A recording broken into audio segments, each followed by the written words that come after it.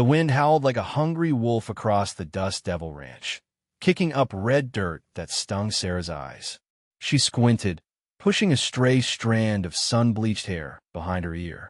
Even the tough prairie grass seemed to struggle for life on this unforgiving land. Sarah loved it anyway. Every cracked fence post, every weathered plank of the main house, whispered stories of her family's grit and determination. Her father, God rest his soul, had always said the Dust Devil was in her blood. Now, with him gone just 3 months, that blood felt more like icy water. The ranch was failing.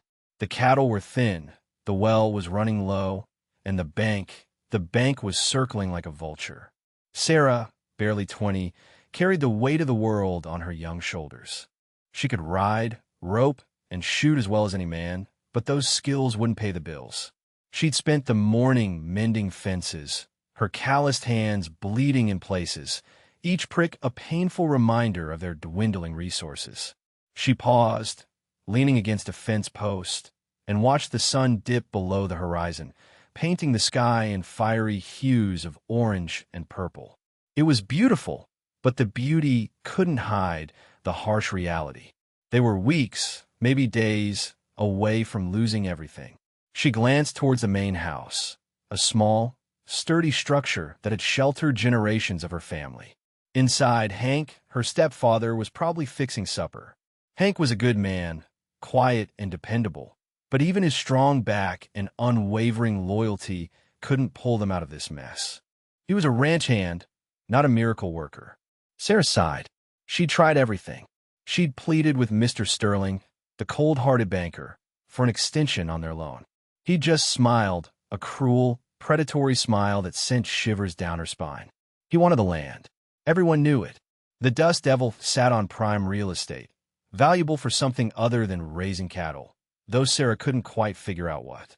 She pushed herself away from the fence post, the setting sun casting long shadows across the parched earth. Time to face the music. Time to eat a meager supper and try to find the strength to fight for one more day. The Dust Devil was more than just a ranch.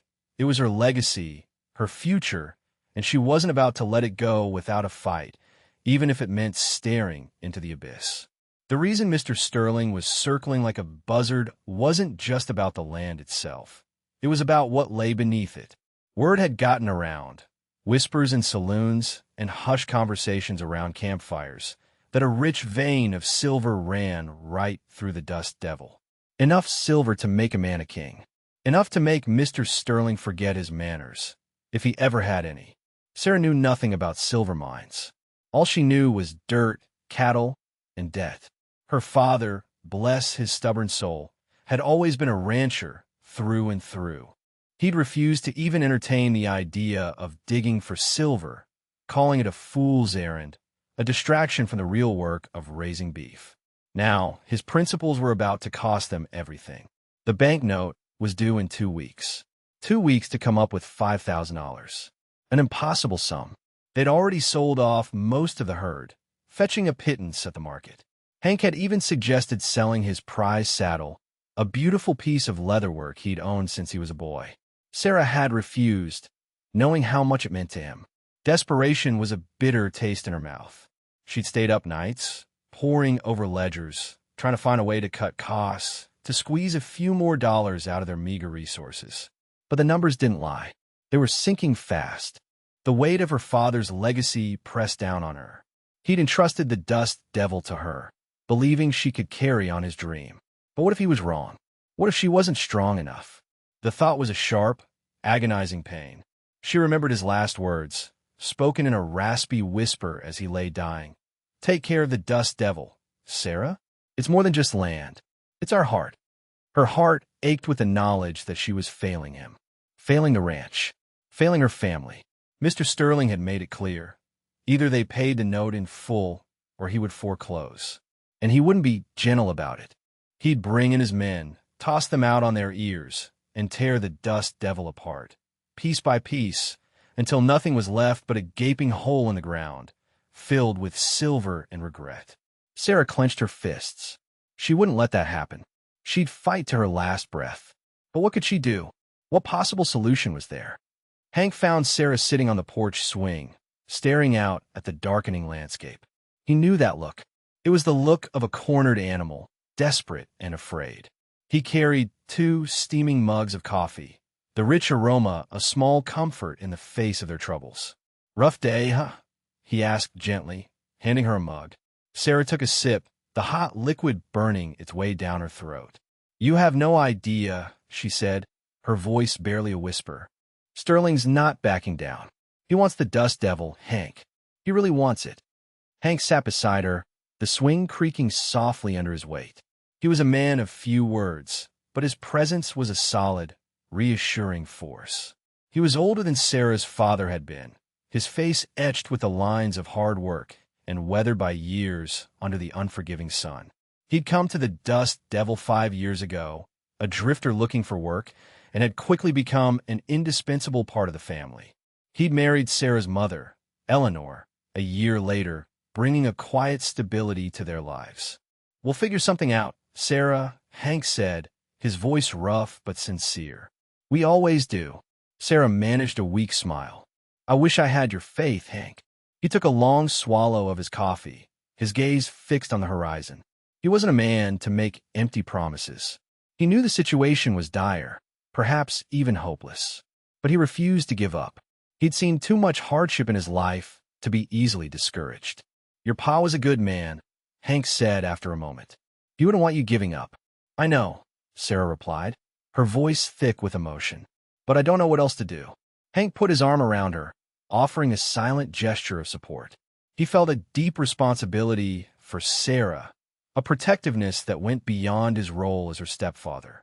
He'd watched her grow from a little girl into a strong, capable woman, and he admired her spirit and her unwavering love for the dust devil.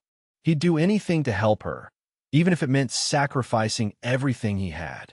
The thought brought a flicker of an idea to his mind, a desperate, almost insane idea. But it was the only thing he could think of, the only possible way to save the ranch. He just wasn't sure how Sarah would react. It was a long shot, a gamble that could either save them or destroy them completely. He knew he had to speak up soon. The next morning, Hank approached Sarah as she was preparing breakfast. The air was thick with the smell of frying bacon and unspoken tension. He cleared his throat, his calloused hands fidgeting with the brim of his hat. "Sarah," he began, his voice hesitant, "there's something I need to talk to you about." Sarah looked up from the stove, her expression wary. "What is it, Hank?" He took a deep breath. "I've been thinking about the dust devil, about Sterling, about how we're going to lose everything." Sarah nodded grimly. "I haven't stopped thinking about it either." "Well," Hank continued, "I was talking to Martha over at the general store yesterday." Sarah frowned. "Martha? What does Martha have to do with anything?" "Just listen," Hank urged. "Martha's got a head for legal matters, you know. She reads all those law books. And she said there might be a way to protect the dust devil. A way Sterling can't touch it." Sarah's eyes widened, a flicker of hope igniting within her. "What is it? Tell me." Hank hesitated, his face flushed. It's kind of crazy, and I don't know if you'll agree. But Martha said, she said if you and I were to get married." Sarah stared at him, her mouth agape. "Married? You? And me?" "Hank, that's insane." "Hear me out," Hank pleaded. "Martha said if we were married, Sterling couldn't foreclose. Because you'd be his wife and owner of the ranch, and the bank couldn't just take your home if you're married. It's some kind of legal loophole I don't rightly understand at all. But Martha swears it would work." Sarah paced the small kitchen, her mind racing. Marrying Hank? It was unthinkable. He was her stepfather, a man she respected and cared for, but not in that way. The idea was absurd, almost grotesque. But then she thought of the dust devil, of her father's dying wish, of the silver that Sterling craved, and she realized, with a chilling certainty, that this might be their only chance. "It would be a marriage in name only," Hank added quickly, sensing her hesitation. We wouldn't have to." He trailed off, unable to articulate the awkwardness of the situation. Sarah stopped pacing and looked at Hank, her eyes filled with a mixture of disbelief and desperation. "You'd really do that?" she asked softly. "You'd marry me to save the dust devil?" Hank nodded, his gaze, unwavering. "I would, Sarah. I would do anything to save this ranch. It's become my home too, you know." Sarah was silent for a long moment, weighing the impossible choice before her. Marry her stepfather to save the ranch. It was a deal with the devil, a sacrifice of her own happiness for the sake of her family's legacy. But what other choice did she have? "Okay," she said finally, her voice barely audible. "Okay, Hank, I'll do it.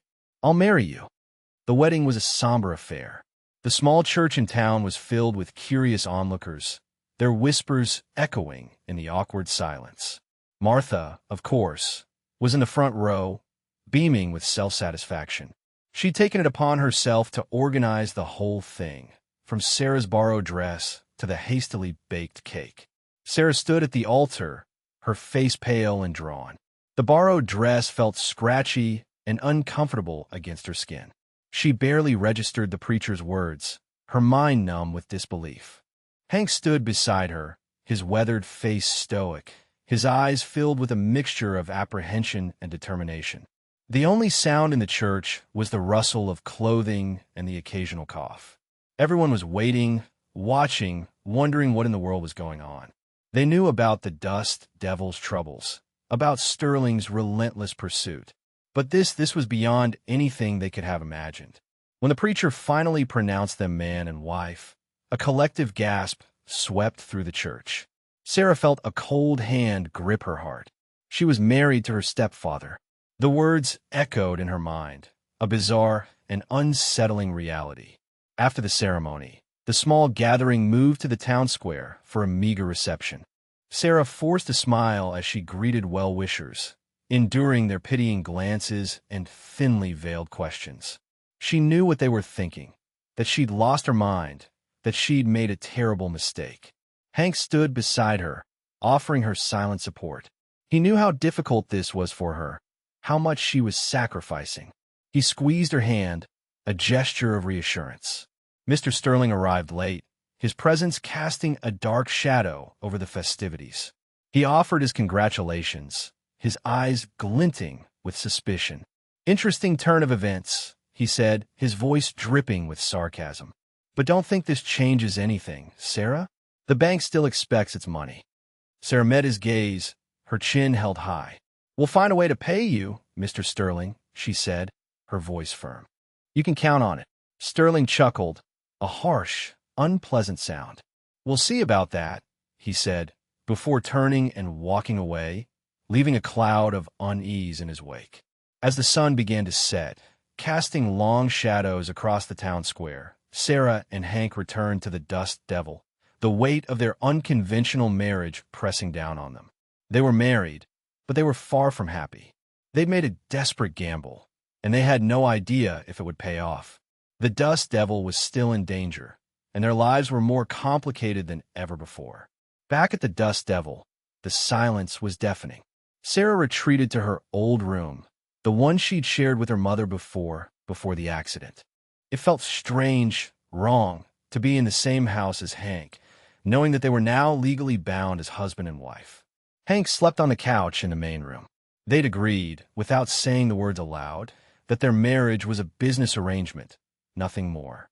But the unspoken tension hung heavy in the air, a constant reminder of the bizarre situation they'd created. The next morning, Mr. Sterling arrived, a smug expression on his face.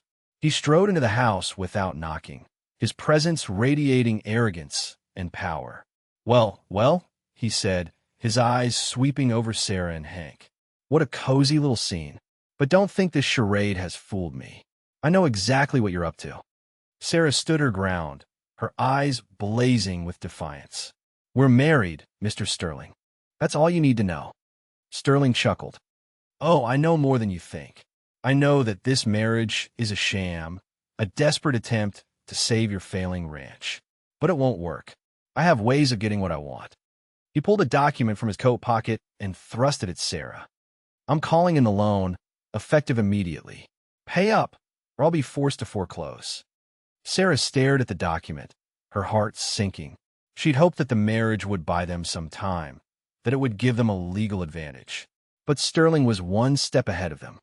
"You can't do this," she protested. "We just got married. We need time to— Time is up, Sterling interrupted. I've been patient long enough.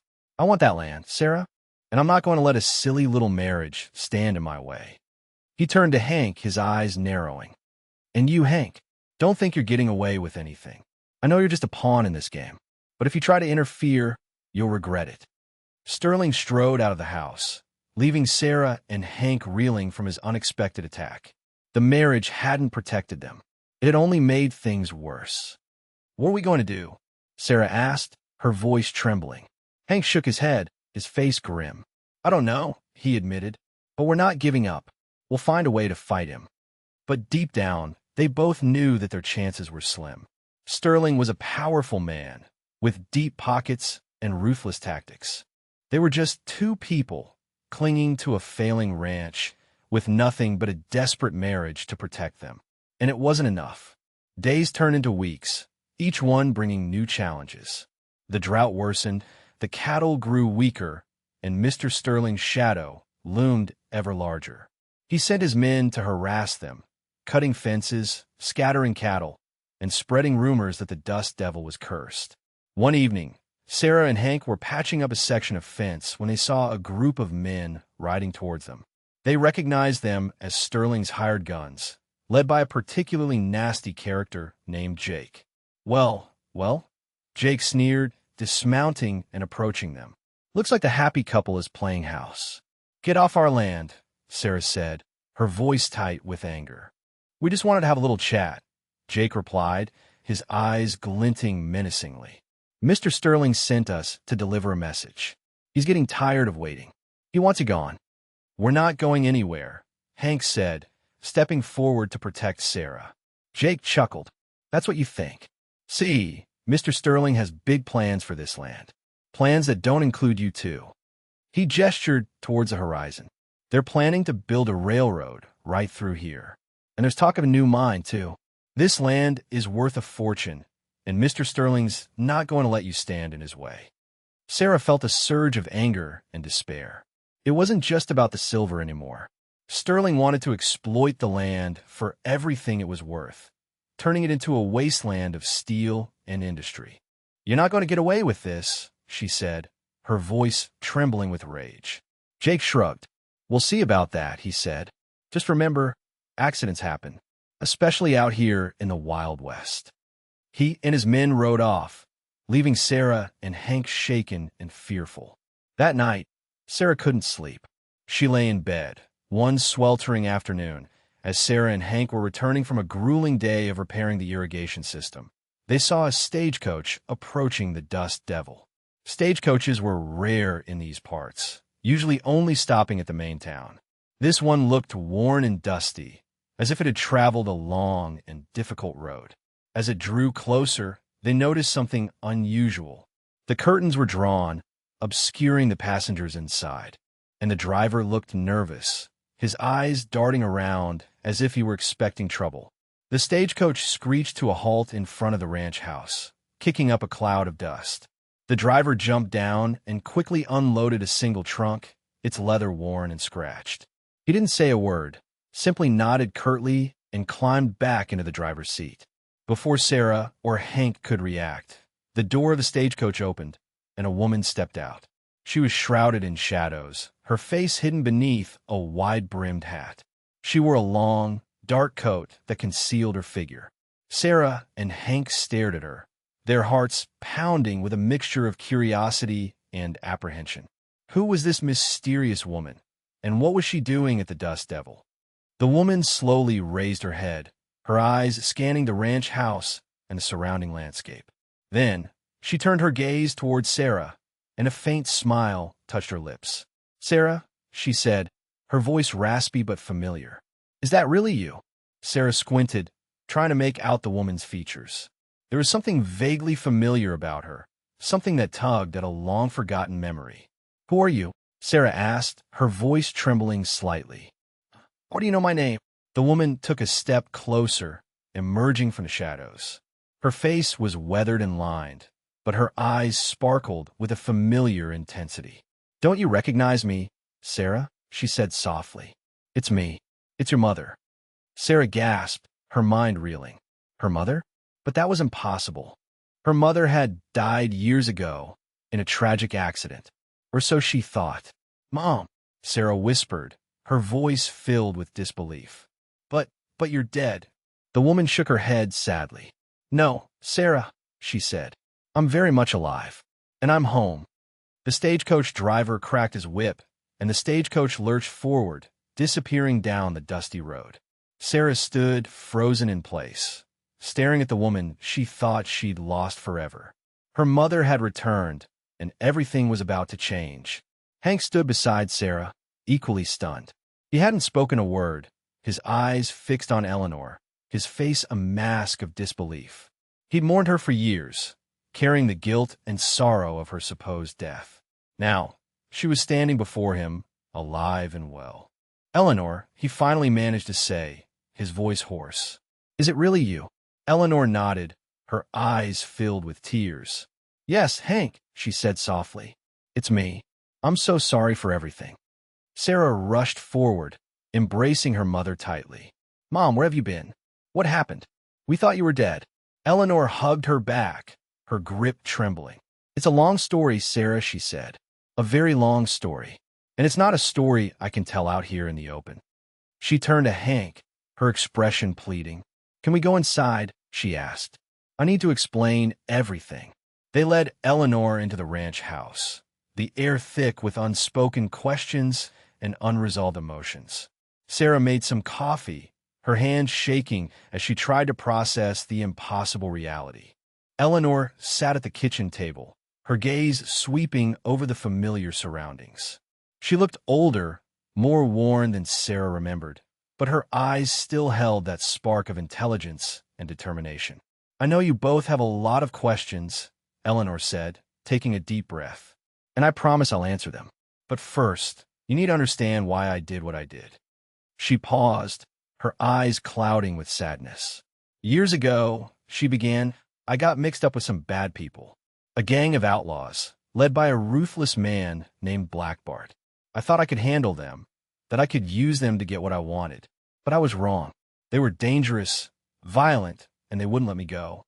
"What do they want?" Sarah asked, her voice barely a whisper. "They were involved in all sorts of illegal activities," Eleanor replied. "Robberies, smuggling, even murder. And they wanted me to help them. But I couldn't do it. I couldn't betray my family." "So what did you do?" Hank asked, his voice tense.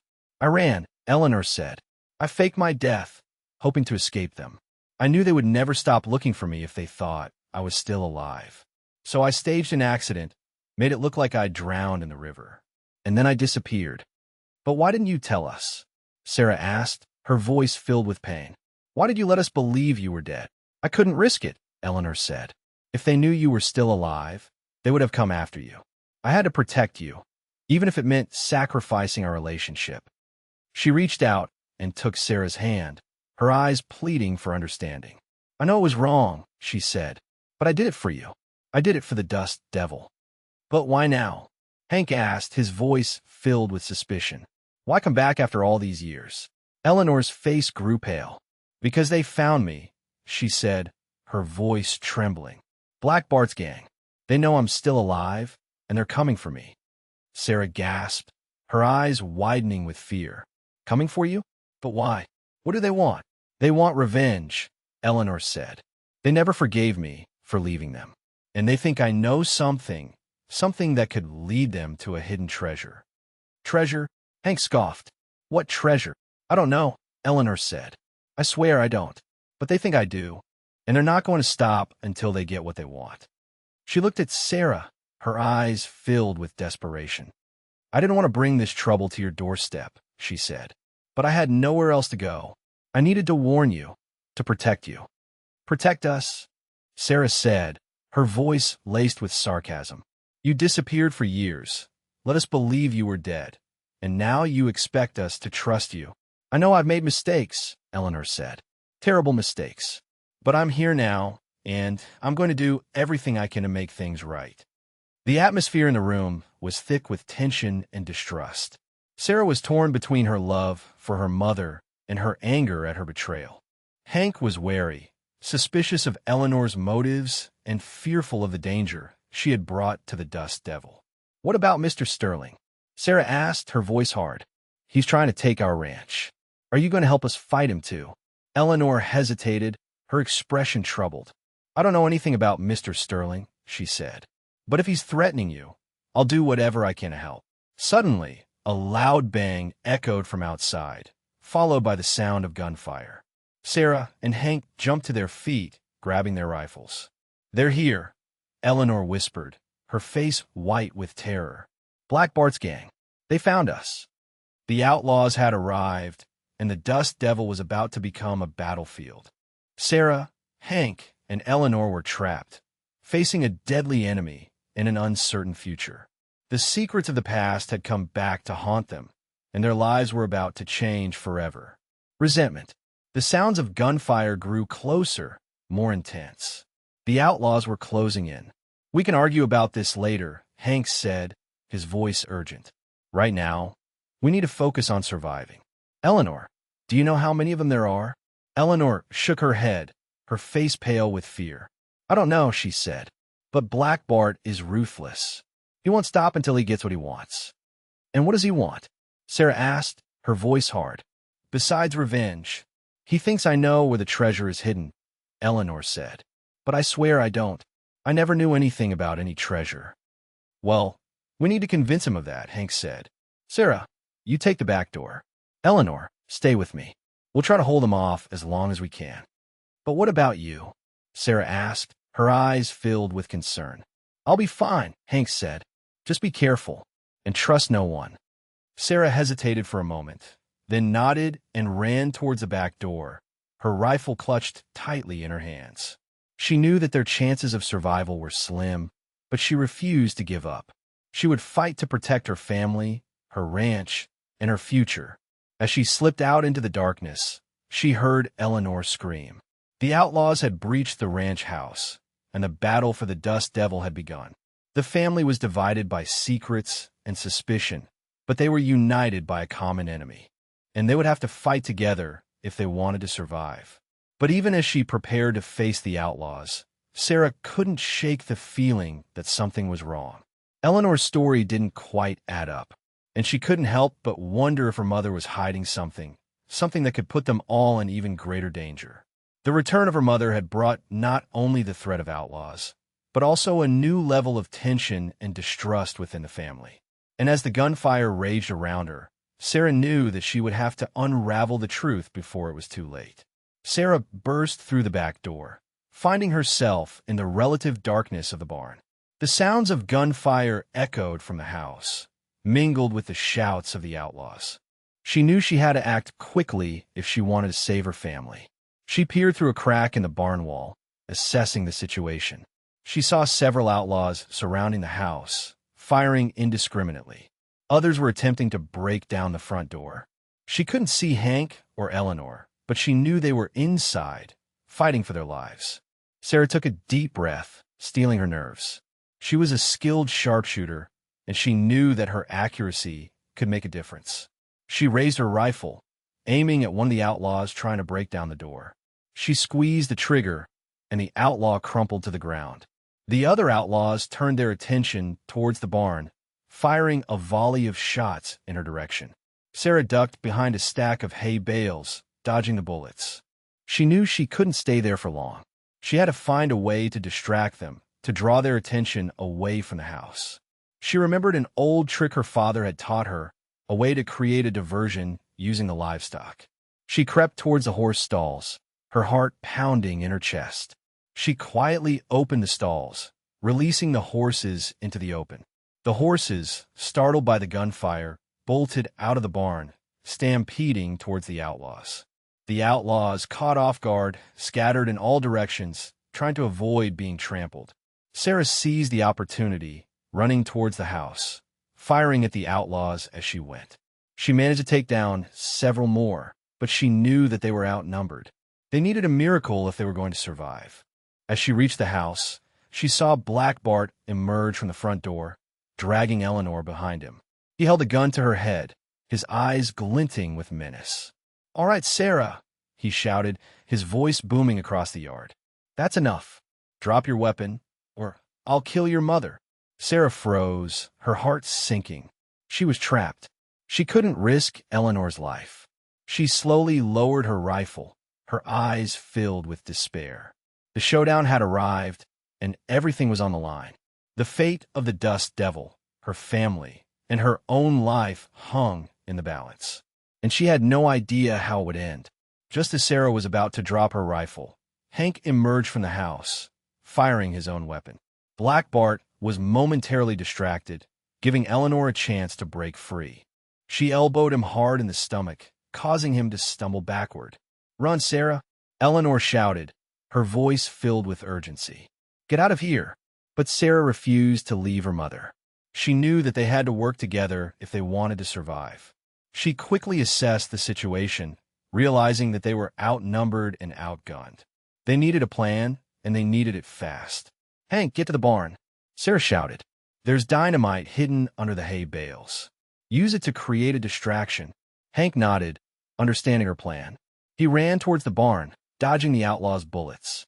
Sarah, meanwhile, used her sharpshooting skills to provide cover, picking off the outlaws one by one. Eleanor, surprisingly, was not helpless. She had spent years living on the run, and she had learned a few tricks along the way. She grabbed a nearby shovel and started swinging it at the outlaws, knocking them off their feet. "I may not know where the treasure is," she shouted, "but I know how to defend my family." Hank reached the barn and quickly located the dynamite. He lit the fuse and ran back towards the house, just as the dynamite exploded, sending a shockwave through the yard. The outlaws, caught in the blast, were thrown to the ground. Sarah, Eleanor, and Hank seized the opportunity, launching a coordinated attack. Sarah used her sharpshooting to take down the remaining outlaws, while Hank and Eleanor used their combined strength and cunning to overpower those who were still standing. The battle raged on, the fate of the Dust Devil hanging in the balance. Sarah, Hank, and Eleanor fought with a ferocity they never knew they possessed, their individual skills combining to create a formidable force. They were a family, united by a common purpose, and they would not let Black Bart take away everything they held dear. The Dust Devil was their land, and they would fight to the death to protect it from outsiders who meant them harm. They had the high ground, and they would use it to their advantage. But even as they fought, Sarah couldn't shake the feeling that something was still missing. She knew that Eleanor was still hiding something that could change everything. And she knew that she had to find out what it was before it was too late. The battle was far from over. Black Bart, enraged by the loss of his men, charged towards Eleanor, intending to make good on his threat. Hank, seeing the danger, threw himself in front of Eleanor, taking the bullet meant for her. Sarah watched in horror as Hank crumpled to the ground, a crimson stain spreading across his chest. "Hank!" she screamed, rushing to his side. Eleanor, her face filled with guilt and remorse, knelt beside them. "Hank, I'm so sorry," she said, her voice trembling. "This is all my fault." Hank coughed, blood trickling from his lips. "Don't worry about me, Eleanor," he said, his voice weak. "Just take care of Sarah." Sarah cradled Hank's head in her lap, tears streaming down her face. She had always cared for Hank, respected him as a friend and partner. But now, seeing him lying wounded, she realized that her feelings ran much deeper. She loved him. She loved his kindness, his loyalty, his unwavering strength. And she couldn't bear the thought of losing him. "Hank, please don't die," she sobbed. "I need you. We need you." Hank smiled weakly, his eyes filled with love. "I'm not going anywhere, Sarah," he said. "I promised your pa I'd take care of you, and I always keep my promises." But as she looked into his eyes, Sarah knew that he was fading fast. She had to do something, anything, to save him. She turned to Eleanor, her eyes filled with desperation. "Mom, you have to help me," she said. "You know something, don't you? Something about the treasure. Tell me, and maybe we can use it to save Hank." Eleanor hesitated, her face a mask of guilt and pain. She knew that Sarah was right. She had been hiding something, but she had been afraid to reveal the truth, fearing the consequences. Now, seeing Hank's life hanging in the balance, she knew that she had no choice. "All right, Sarah," Eleanor said, her voice resolute. I'll tell you everything. But first, I need to do something. She stood up, her eyes fixed on Black Bart, who was still recovering from the dynamite blast. She took a deep breath and walked towards him, her expression determined. Bart, she said, her voice clear and strong. It's over. You can't win. Black Bart sneered. Eleanor, he said, I thought you were dead. What a pleasant surprise. I know you think I know where the treasure is, Eleanor said. But I don't. I swear I never did. Don't lie to me, Black Bart said, his eyes narrowing. I know you were involved. I know you helped hide it. I was young and foolish, Eleanor said. I made a mistake. But I've changed. I'm not that person anymore. It's too late for apologies, Black Bart said. You're going to tell me where the treasure is, or I'm going to kill your daughter. Eleanor looked at Sarah, her eyes filled with love and regret. I can't let that happen, she said. I won't let you hurt her. She took a step closer to Black Bart, her voice barely a whisper. There is no treasure, Bart, she said. It was just a story, a myth. We wasted our lives chasing after something that doesn't exist. Black Bart laughed, a harsh, unpleasant sound. Don't try to fool me, Eleanor, he said. I know you're lying. He raised his gun, intending to shoot her. But before he could pull the trigger, Eleanor lunged forward, grabbing his arm. She wrestled with him for the gun, her face contorted with effort. Run, Sarah, she shouted. Get out of here. Save yourself. Sarah watched in horror as her mother struggled with Black Bart, their bodies locked in a deadly embrace. She knew that Eleanor was sacrificing herself to save her and Hank. Suddenly, there was a loud bang, and Eleanor and Black Bart both crumpled to the ground. Sarah screamed, rushing to her mother's side. Eleanor lay bleeding, a bullet wound in her chest. Sarah, she whispered, her voice weak. I'm so sorry. I should have told you the truth sooner. It's okay, Mom, Sarah said, tears streaming down her face. It's okay. You saved us. Eleanor smiled weakly. Take care of Hank, she said, and take care of the Dust Devil. It's your home now. She closed her eyes, her breathing faded away. She was gone. Sarah, consumed by grief, barely registered the sounds of the remaining outlaws scattering and fleeing. Hank, despite his wound, managed to prop himself up and fire a few shots, driving them away for good. The Dust Devil was silent, save for the mournful cries of the cattle and the gentle whisper of the wind. The battle was over. The outlaws were defeated, but the victory came at a terrible cost. Sarah knelt beside Eleanor's body, her heart aching with grief and regret.